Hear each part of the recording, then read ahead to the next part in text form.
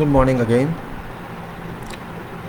Last video was interrupted at length about 1.5 hours, and again I am calling from Bharat, India on May 1st, 2021, Saturday. Title being same quality in field engineering, designs, construction methods, contracts, etc., and quality on top. In last video I was talking about issue of concrete, and there was disturbance in that. So again I say these classes which are talking about CXL, C1, C2, F1, F2, A1, A2, A3, S1, S2, S3, etc. Related HV, high volume SCM concrete, exposed to freezing, thaw cycle, and exposed to freezing thaw cycles, SMT, HV SCM2 and HV SCM1, which gives equivalence to water cement ratio in this table, NV HV SCM1, and also here high volume and this full form and exposed to freezing cycle. You can see same values here in relation to this. As class goes on moving, it's in this C1, C2, this increases here, then increases here, further decreases here, increases like that. But in different case, you can see this table which gives you input about water cementing material ratio. Then we have different type of conditions. I explained CXL, C1, C2, C3, C4, which is related to chlorides, F1, F2 related to freezing and thawing, and related to neither chloride nor freezing. A1, A2 indicates, you can say, it's something related to manure, severe manure, and silage gases, about industrial effluent, etc. So this definition you can read here. CXL defines structurally reinforced concrete exposed to chlorides or other severe environments with or without freezing and thawing conditions, with higher durability performance expectations than C1, A1, S1 classes. C1 structurally reinforced concrete exposed to chlorides with or without freezing and thawing conditions. C2 non-structurally reinforced concrete, plain concrete,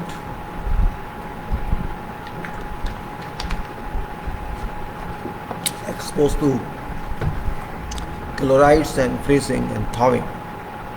C3 continuously submerged concrete exposed to chlorides but not to freezing and thawing. C4 non-structurally reinforced concrete exposed to chlorides but not to freezing and thawing. F1 concrete exposed to freezing and thawing in a saturated condition but not to chlorides. F2 concrete in an unsaturated condition exposed to freezing and thawing but not to chlorides, and concrete exposed neither to chlorides nor to freezing and thawing. And A1 structurally reinforced concrete exposed to severe manure and or silage gases with or without freezing thaw exposure, or concrete exposed to vapor above municipal sewage or industrial effluent where hydrogen sulfide gas may be generated.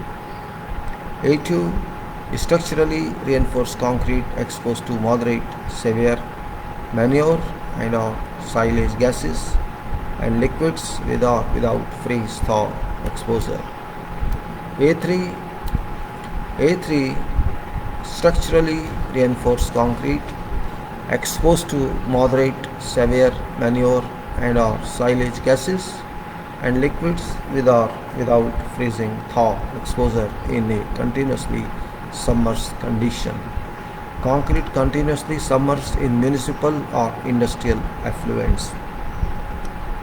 A4 non-structurally reinforced concrete exposed to moderate manure and or silage gases and liquids without freeze thaw exposure. S1 concrete subject to very severe sulfate exposure. S2 concrete subject to severe sulfate exposure. And S3 concrete subject to moderate sulfate exposure. So S can be remembered for sulfate. Then fly ash and GGBS contents. Now we are going to discuss something which is, of course, now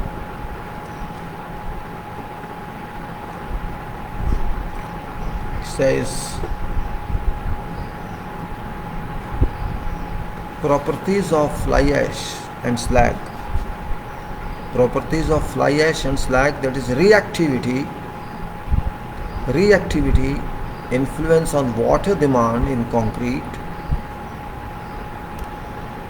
influence on doses of admixture, and variability of material shall relate to following considerations. What are those? What properties of fly ash and slag? Which properties we are talking? We are talking about reactivity, influence on water demand on concrete, influence on doses of admixture, and variability of material relate to following considerations. Required service life of structure and type of exposure to which concrete is subjected. That is, required service life of structure and type of exposure to which concrete is subjected. Curing temperature, whether hot or cold weather. Type of structural element, vertical, horizontal.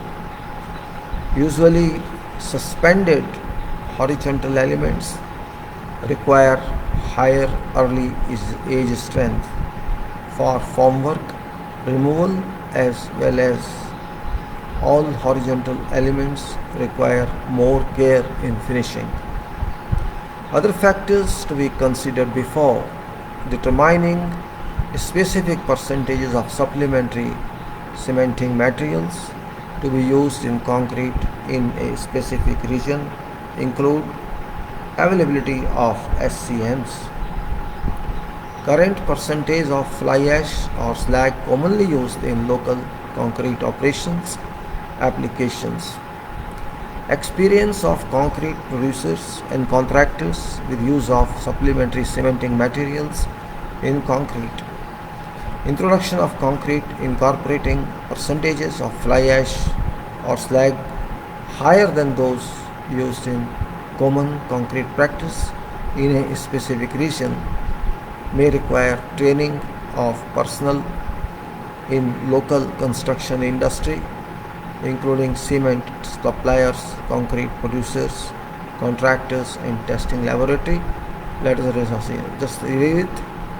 Property of fly ash and slag are, that is, reactivity, influence on water demand, influence on doses of admixture, and variability of material relate to following considerations. Required service life of structure and type of exposure to which concrete is subjected. That is, service life of structure and type of exposure. That's one point. Then curing temperature, whether hot or cold weather.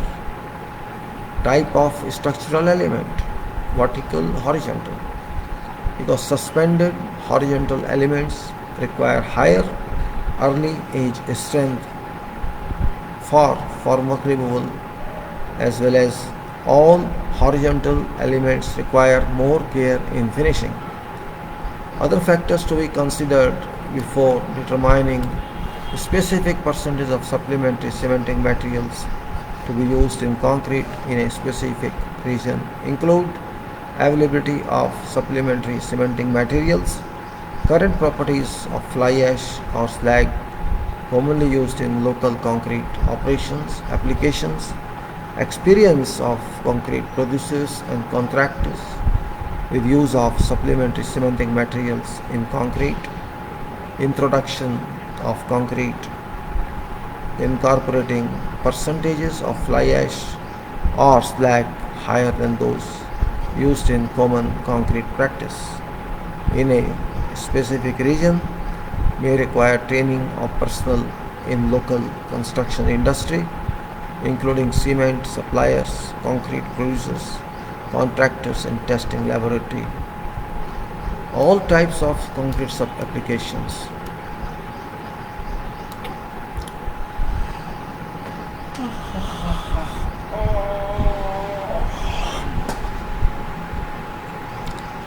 For all types of concrete applications, it is recommended to use in cold weather or air temperature is at or below 5 degrees Celsius. To use cold weather, air temperature is at or below 5 degrees Celsius. Minimum 15% of supplementary cementing materials, fly ash or slag, or a mixture of both. 15% minimum. In hot weather, air temperature is at or about 27 degrees Celsius. Minimum 25% of supplementary cementing materials, fly ash or slag, or a mixture of both.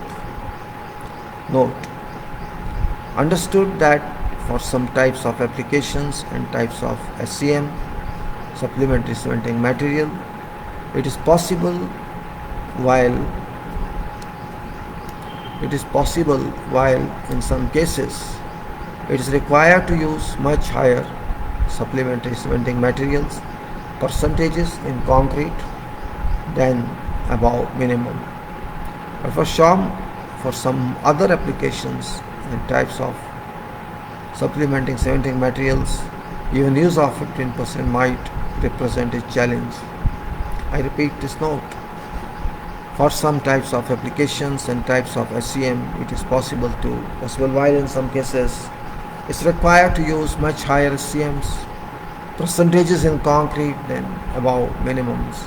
But for some other applications and types of SCMs, even use of 15% might represent a challenge. However, objective of recommended minimum percentages is to increase average use of SCMs in cement and concrete from 10 to 20% in order to reduce GHG emissions, greenhouse gas emissions per meter cube of concrete produced, and also to increase durability and service life of concrete, thus promoting sustainability. So 10 to 20%. However, objective of recommended minimum percentage is to increase average use of SCMs in cement and concrete from 10 to 20% in order to reduce greenhouse gases emissions per meter cube of concrete produced, and also to increase durability and service life of concrete, thus promoting sustainability.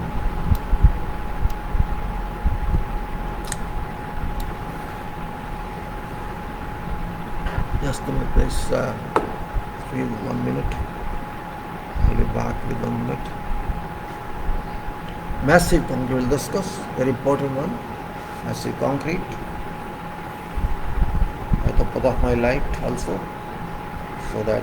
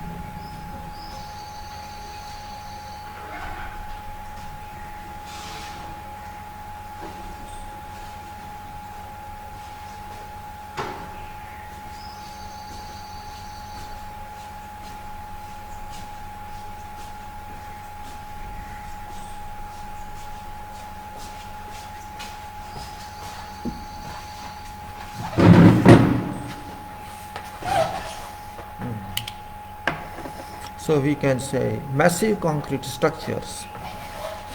Massive concrete structures for which consideration is given to temperature rise caused by hydration of Portland cement. This is massive concrete structures for which consideration is given to temperature rise caused by hydration of Portland cement. Inclusion of high volumes of fly ashes. Inclusion of high volumes of fly ashes and slags in concrete is an effective way to significantly reduce heat of hydration and consequently reduce risk of thermal cracking. Inclusion of high volumes of fly ashes and slags in concrete is an effective way to significantly reduce heat of hydration and consequently reduce risk of thermal cracking. Recommended to use of as much fly ash and slag as possible in concrete for massive type of application. In order to significantly reduce heat of hydration, it is recommended to use in cold weather conditions a minimum 40% of fly ash to minimum 50% of fly ash, 40 to 50% in cold weather conditions. In hot weather conditions, minimum 50% of fly ash to minimum 65% of fly ash. However, it should be noted that for some fly ashes and slag, even use of 65% would not be enough to reduce risk of thermal cracking. In this case, concrete mixtures should be evaluated for this particular property. Concrete exposed to sulfate environment. Supplementary cementing materials contents to be used to produce a concrete resistant to sulfate attack depends on types of SCMs, supplementary cementing material used, and type of sulfate exposure, moderate or severe. Regardless of weather conditions, it is recommended to use minimum 20% of fly ash, minimum 35 to 55% of slag, minimum being increased with an increased sulfate exposure, severity, and increased Al2O3 content in slag. It's also possible to produce a sulfate resistant concrete by using ternary blended cements. Concrete made with reactive aggregate. Concrete made with reactive aggregate. Recommended practice suggests an approach based on a risk analysis to select minimum percent of either fly ash or slag to control alkali silica reactions in concrete. Risk analysis says minimum percent of either fly ash or slag to control alkali silica reaction on concrete, which expands it. Safe CMs, safe supplementary cementing materials, content depends on reactivity level of aggregate. Safe SCM's content depends on reactivity level of aggregate, type of structure, exposure conditions, and expected service life. Regardless of weather conditions, it is recommended to use minimum 25 to 35% of fly ash, minimum 35 to 50% of slag. Also possible to produce a concrete resistant to ASR by using ternary blended cement, alkali sulfur resistance, alkali silica resistance. Alkali silica, also possible to produce concrete resistant to alkali silica reaction by using ternary blended cements. Structurally reinforced concrete exposed to chlorides and structurally reinforced concrete exposed to chlorides with or without freezing and thawing cycling. Most effective way to produce concrete resistant to chloride ion penetration is by using supplementary cementing materials and a low water supplementary cement water cement material ratio, cementing material ratio. In order to produce a concrete with a columns unit of penetration, in order to produce a concrete with a columns value for chloride ion penetrability less than 1500, if columns is less than 1500 columns means chloride ion penetration or penetrability less than 1500 being a unit used for measurement of rapid chloride penetration. Rapid chloride penetration unit is column. Into hardened concrete within 56 days, it's recommended to use regardless of weather conditions. So what does it say? In order to produce a concrete with a columns value for chloride ion penetrability less than 1500, columns being a unit used for measurement of rapid chloride penetration into hardened concrete, within 56 days, it's recommended to use regardless of weather conditions. Minimum 30% of SCMs, minimum 30% of supplementary cementing materials, fly ash or slag or a mixture of both. Use of ternary blends with silica fumes can also produce concrete with columns values less than above maximum. To achieve above columns value, concrete must be properly proportioned, properly laid, vibrated and well cured.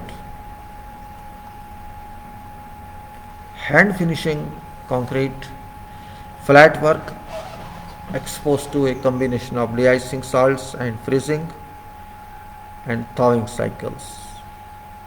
Resistance to de-icing salt, scaling of concrete mixtures, including either fly ash or slag, still remains highly controversial.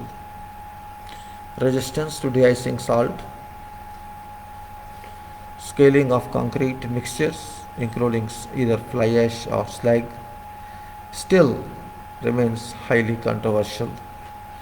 Indeed, numerous laboratory test data based on test procedures have indicated that concrete mixtures including more than about either 20% fly ash or 25% slag often perform unsatisfactorily when exposed to freezing and thawing cycles in the presence of de-icing salts. On the other hand, several reported cases of concrete structures including significant amounts of fly ash indicate that such concrete performed well when exposed to de-icing salts in field. On the other hand, several reported cases of concrete structures including significant amounts of fly ash indicate that such concrete performed well when exposed to de-icing salts in field. Based on actual data, it's recommended to use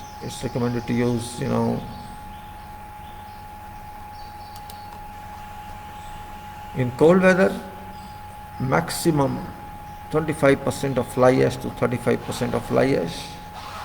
In hot weather maximum 35% of fly ash to maximum 50% of fly. Actually it's the 50 range actually, 25 minimum, I think it's writing error. So 25 to 35% in cold weather, and in hot weather 35 to 50% fly ash. In cold weather 25 to 35 fly ash, and in hot weather 35% to 50% fly ash. Production and placing of concrete, this is very important one. And we'll discuss a lot, maybe use specifications for this purpose next time.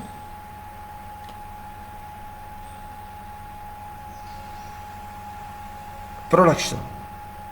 Effect of SCMs, supplementing cementing material use on technical requirements such as equipment and operation, sequence of mixing of ready-mix concrete plants.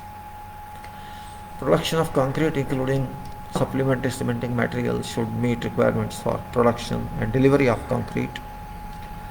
However, following indications should be taken into account, particularly when using high volume of supplementary cementing materials, more than 30% fly ash or 35% slag.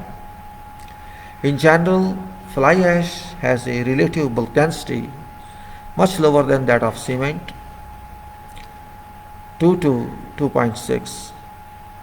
Fly ash has a relative bulk density much lower than that of cement, 2 to 2.2 to greater than 2.6 versus 3.15 for Portland cement and corresponding 2.94 GGBS. Therefore, silo and weighing scale volumes may require redesign to accommodate larger volumes of powder, particularly with high volumes of SCMs, or be prepared to deal with possibility of double or even triple batching to make a load of concrete. As all cementing materials are pneumatically loaded, into silos by either dropping or augering to weighing mechanism. There appears a lot of potential dust, and again, due to lightness of some products, air pressure should be adjusted accordingly in silos as well as in weigh hoppers to prevent false weights. It is preferred but not always possible to auger fly ash, as it has a propensity to flow past gates. Slight incline to augers is also preferable. Fact remains now, all concrete batching plants are well equipped with all computerized advanced arrangements, and there would be no issue as far as production and delivery of some regular quantity in line to conformance to code provisions as well as specifications requirements are concerned. Purpose of foregoing explanation was to have a review of past provisions and general arrangements. Proper planning is required ahead of pouring to receive concrete trucks with specified limits to allow adequate time of transport and placing as well as finishing. Placing, finishing and stepping of concrete.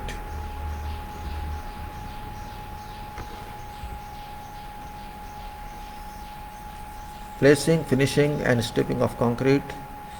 Placing, finishing and formwork removal of concrete incorporating supplementary cementing materials. Use of fly ash and slag generally increases workability while decreases segregation, and bleeding of concrete, making concrete easier to place and fill forms, leading to a relative convenience to pump, to place, to consolidate and finish. Ternary blends of cement, fly ash, slag and silica fume with superplasticizers are very cohesive mixtures that tend to present marginal placing difficulties, particularly by bucket, skip or crane. Ternary blend of cement, fly ash, slag and silica fume with superplasticizers are very cohesive mixtures that tend to present marginal placing difficulties, particularly by bucket, skip and crane. Concrete made with high volume of supplementary cementing material, more than 30% fly ash or 35% slag, shall often be supplied with a slump of 150 to 200 mm using superplasticizers and is very workable when slump is low but very cohesive. Only a minimum of vibration is required to consolidate such concrete. In construction of high wall sections, external vibration shall mobilize concrete in lower lifts, for which formwork must be designed for a full liquid head. In construction of high wall sections, external vibration shall mobilize concrete in lower lifts, for which formwork must be designed for a full liquid head. Internal vibrators are acceptable, however, concrete must not be over vibrated to avoid segregation. Significant issue herein erupts about well-designed formwork so as to receive concrete with full pumping force without causing any side openings. Concrete rapid pouring operations on fast track projects require strong formwork for a suitable constructability. Finishing.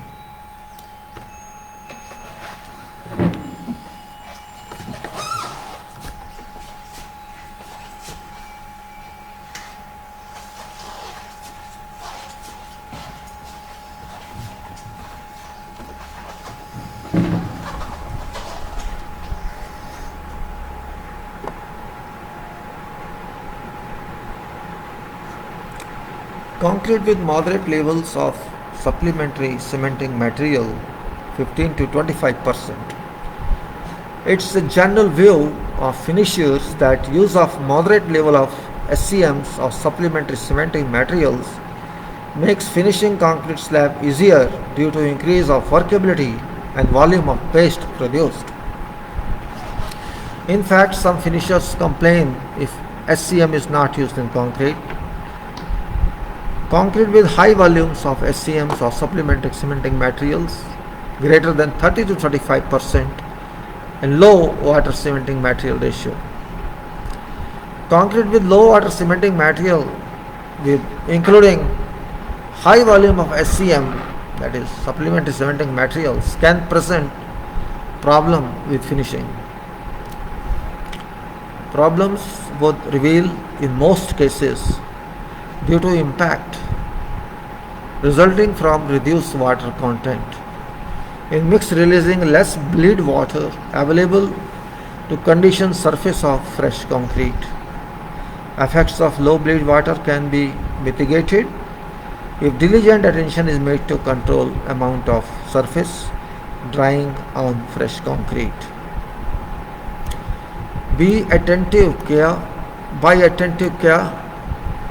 Taking attentive care and by utilizing either a fog spray, evaporative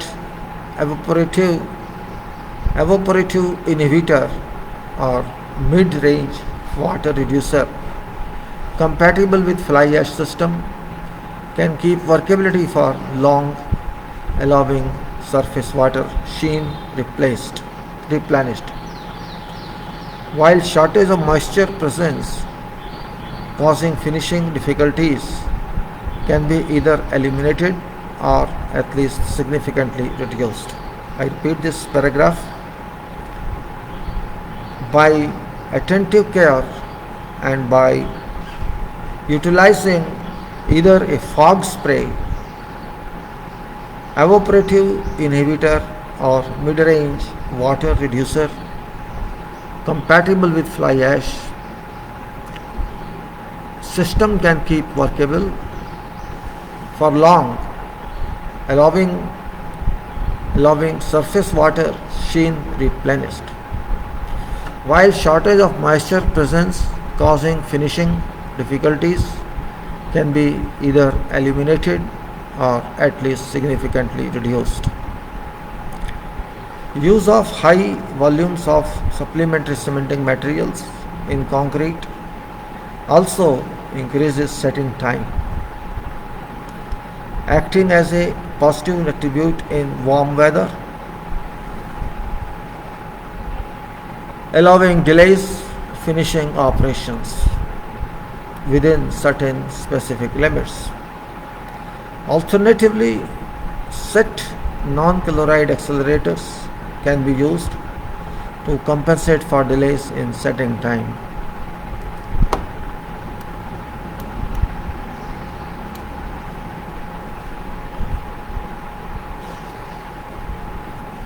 Slabs exposed to a combination of chlorides and freezing and thawing cycles. Regardless of supplementing cementing materials, content in concrete following description provides some guidance on finishing in order improve scaling resistance to concrete.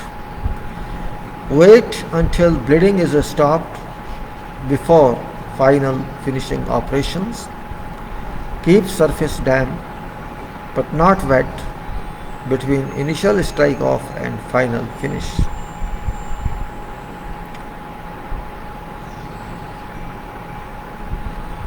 Use minimal working of surface during finishing. Avoid use of steel trowels wherever possible. Use wood trowel float. Apply curing after final finishing by membrane or keeping moist. Curing compound was found to increase scaling resistance of fly ash concrete. If it is not possible to allow 1 month of maturing before first freeze or salt application, use a minimum amount of SCM.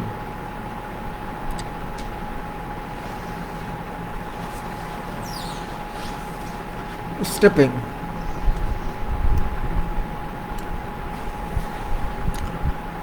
Foam removal or stripping, reshuttering being an operation contingent upon attaining a predefined in situ compressive strength for respective element.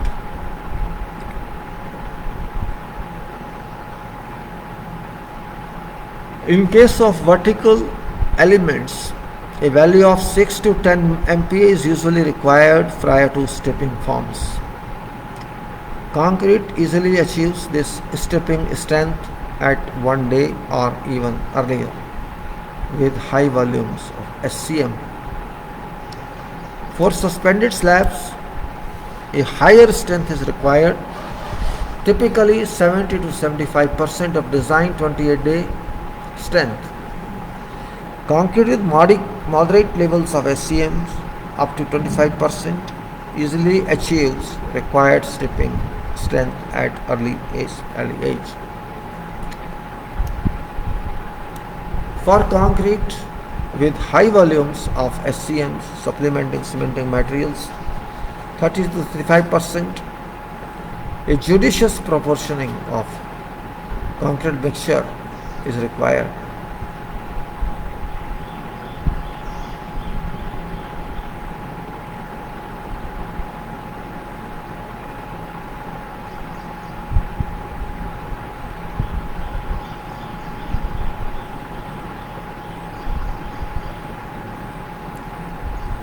When say for concrete with high volumes of SCMs, 30 to greater than 30 to 35% judicious proportioning of concrete mixture is required to achieve a required stripping strength in a timely manner.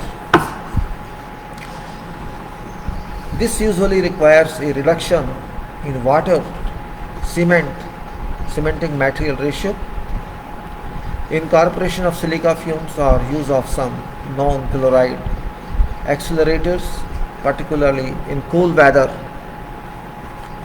Structural designers may permit stripping time earlier for suspended slabs if properly reshowed during stripping, which is very difficult. As an engineer, I won't support it because it's too difficult and wasting of time. To be kept in consideration that generally specification does not require allowance of removal of plywood or plates prior to stripping time. provided props or vertical supporting system members are kept intact until full stripping time is over. Even in some cases, upper slabs are laid. Curing objectives. Curing, very important part of construction and in particular concrete. Certain criteria should be met by curing. Satisfactory moisture content requires to be maintained so that hydration of cementitious materials continue long enough so as to have achieved required strength, durability and impermeability. While shrinkage induced cracking is minimized.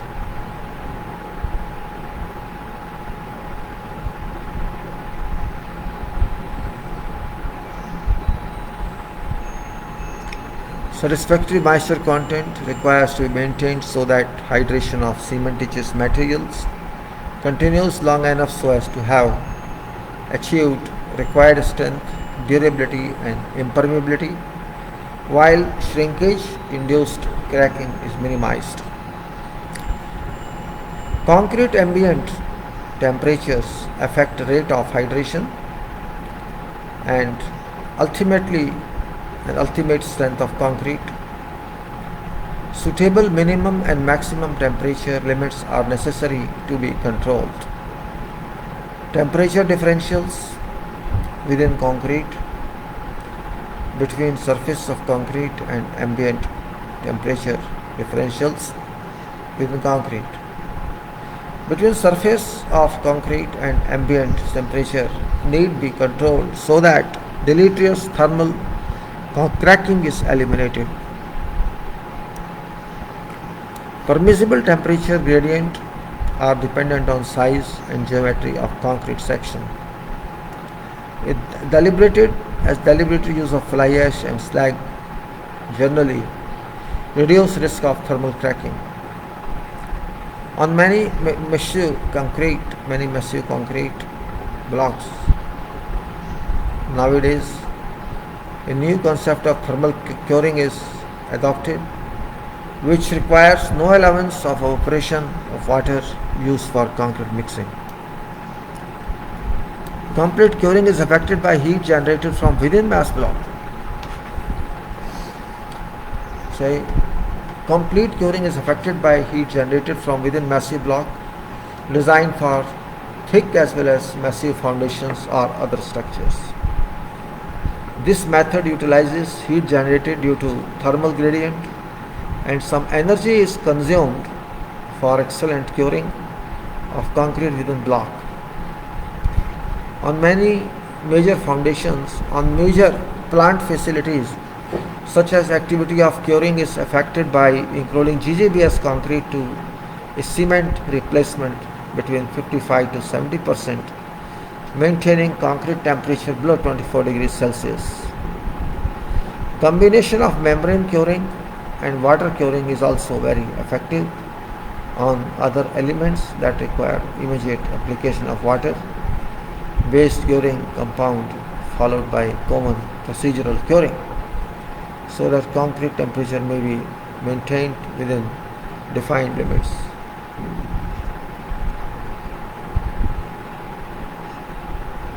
This is allowable curing design 1 to 3.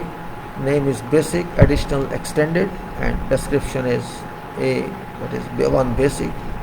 3 day at greater than equal to 10 degrees Celsius or for a time necessary to attain 40% of specified strength. In case 2, additional 7 day at greater than equal to 10 degrees Celsius and for time necessary to attain 70% of specified strength. Here it was 40% of strength. Now 3, extended, a wet curing period of 7 days. Curing type allowed are ponding, continuous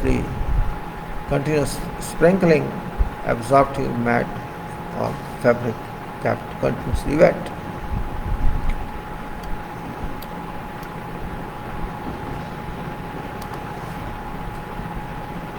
For form components leaving forms in place until above criteria are met, complies with intent of basic and additional curing regimes. If forms are removed earlier, concrete components should be wrapped in plastics or coated uniformly in line to manufacturer's recommended either rate of application with a high quality membrane curing compound, or be kept wet by application of wet water through ocean. And then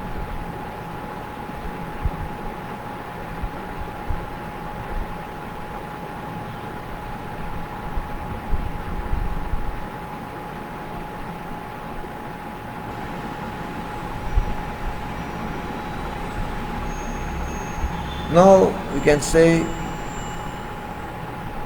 for form component leaving forms in place until above criteria are met, complies with intent of basic and additional curing regimes. If forms are removed earlier, concrete components should be wrapped in plastic or coated uniformly in line to manufacturer's recommended either rate of application with a high quality membrane curing compound, or be kept wet by application of water through Hessian soaker hoses or fog sprays. For flat work maintenance, a moist condition is needed not only to promote hydration but also to reduce drying shrinkage that would lead to excessive cracking. Moisture can be applied either by fog sprays or by covering with pre-soaked burlap or proprietary mats that hold moisture. Covering soaked Hessians with polyethylene sheets can reduce water loss from concrete. Weather conditions requiring special protection of flat work. Weather conditions requiring special protection of flat work avoid developing cracks quickly. Proper planning should undergo before pouring of concrete starts, so that materials and equipment should be available on site whenever required to be used.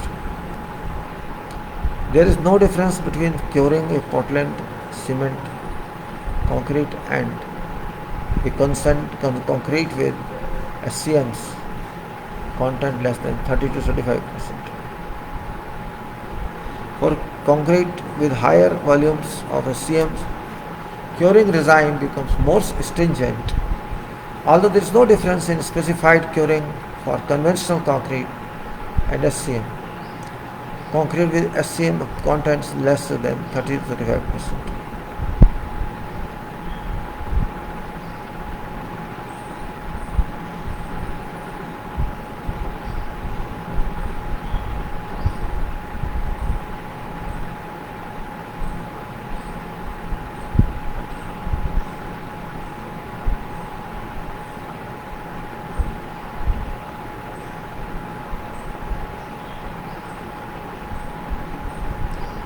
We can say, although there is no difference in specified curing for conventional concrete and SCM concrete with SCM content less than 30 to 35%, SCM concrete must be cured as specified required, for it is less forgiving than conventional concrete. It's also suggested designer or engineer responsible for project should specify on drawing about degree of required curing measurements to produce specific concrete.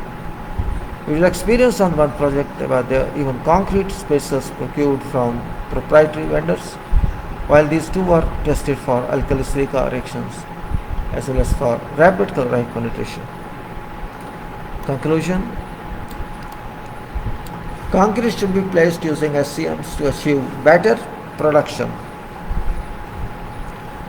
better placement, better curing, better protection from plastic cracking, better site controls, as well as to achieve durability which is mainly affected by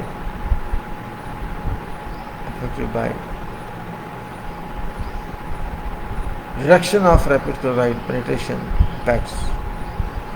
Concrete should be placed using SCMs to achieve better production, better placement, better curing, better production.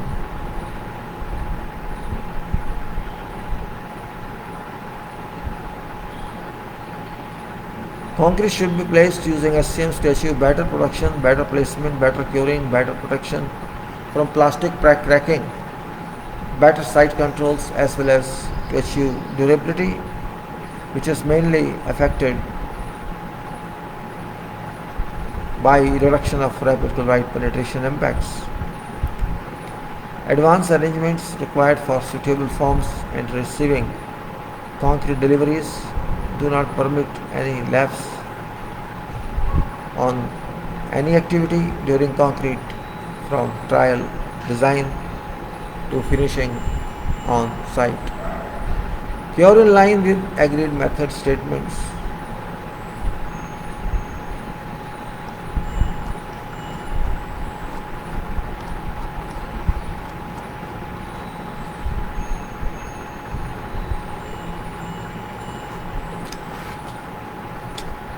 This file which I show to you, number 4, engineering GGBS, is interesting one, of course. It gives a lot of information as we've gone through. You can see, just scan again, I just browse it again for you just to see what we talked of: fly ash, references, physical properties and requirements, mineralogical composition, quality control, ground wind transfer cement, like this. It gives all information.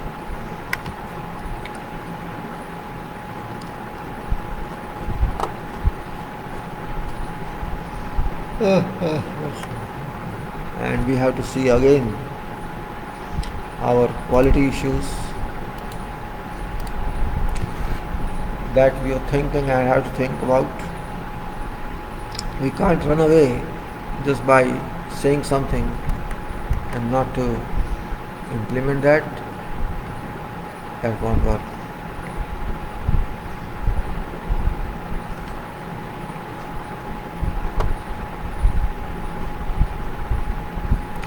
We have chapter 2 and 3 will take up later on, but purpose of this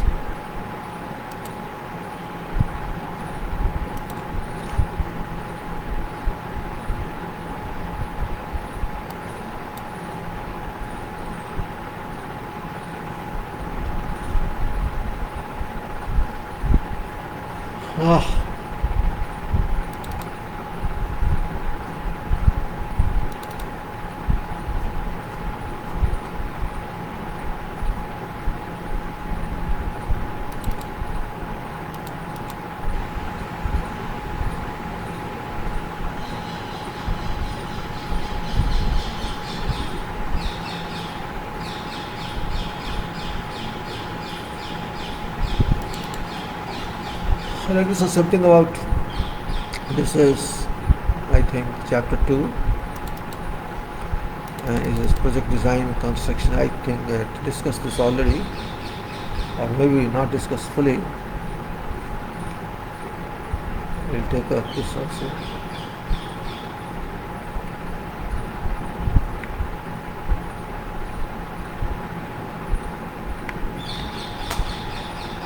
This will take up as project design, then engineering facilities will take up.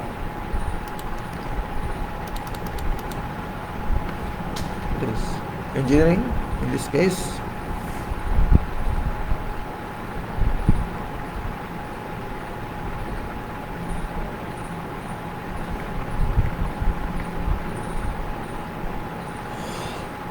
You can see this.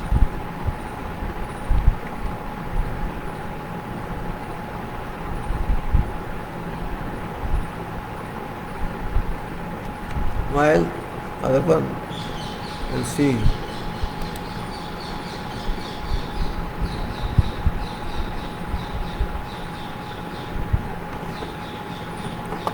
now, since we are going to close it soon,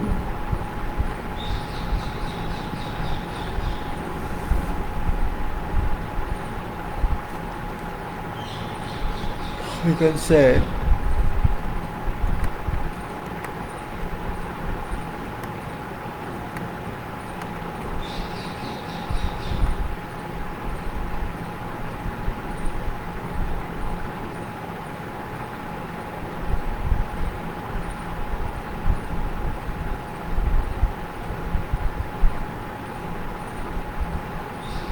now project designs we'll discuss later on.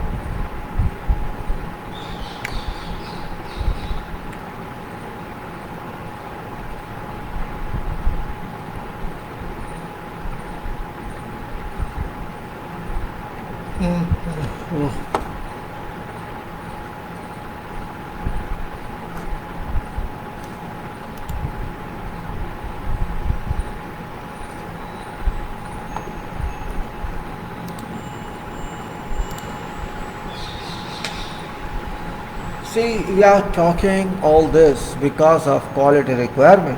Otherwise, there is no need, because you know everything. I understand. We understand. You understand. Everybody understand that you are learned people. You are learned society. You know this, but problem lies in that we forget. Our weakness is that we can't remember every point.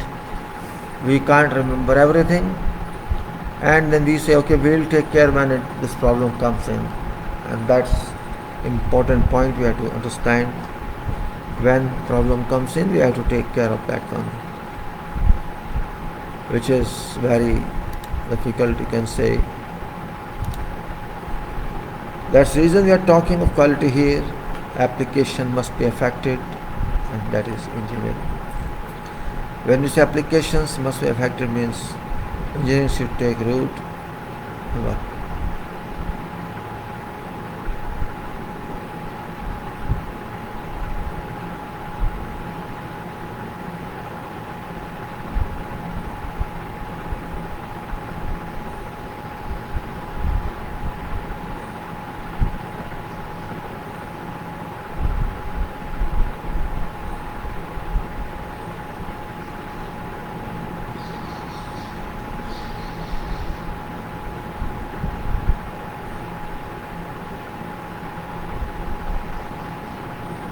Engineering is not that easy as you think it is. Name is engineering.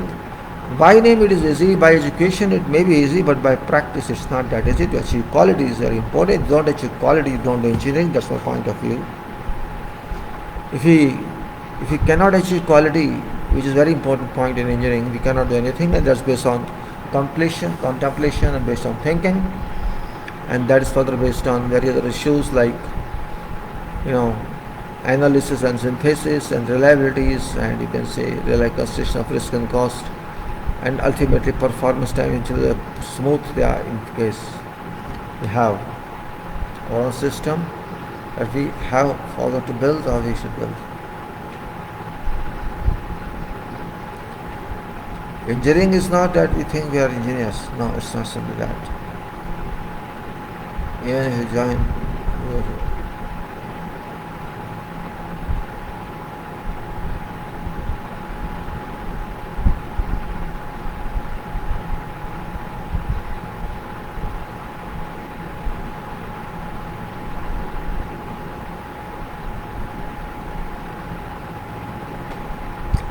well, not to go into depth of that again and again, we should understand what I am defining here is method statement, and method statement is understood. If it's done well, and we can say that we can win our system, we can win our quality, we can achieve quality, and quality means performance time, cost, time, quality, risks, performance, everything can be controlled if we control very well our quality. But for that we have to understand what we have to achieve, we have to define ourselves, we have to define system, we have to define specifications within which we have to achieve, because quality can't be unlimited. We are spending money for something, and that money, and of course as we discussed the details in durability means that is common definition, means our whatever we consider it should work for, the duration within that confinement, And if it cannot do that, that's a problem here. So we can say that we must now understand what we are talking of, and that is very important point here, what we are talking of. Quality is not mine or yours. Quality is quality. Building is building. Structure is structure. We cannot deny that fact. That must be respected in each and every way. With this statement, I am taking your leave formally, and hope when we start again, if you are not generated interest till now from practical views, you come out of your design world and think of how to improve quality, because improvement of quality means improvement of all disciplines, all activities, all. And with this, thank you very much.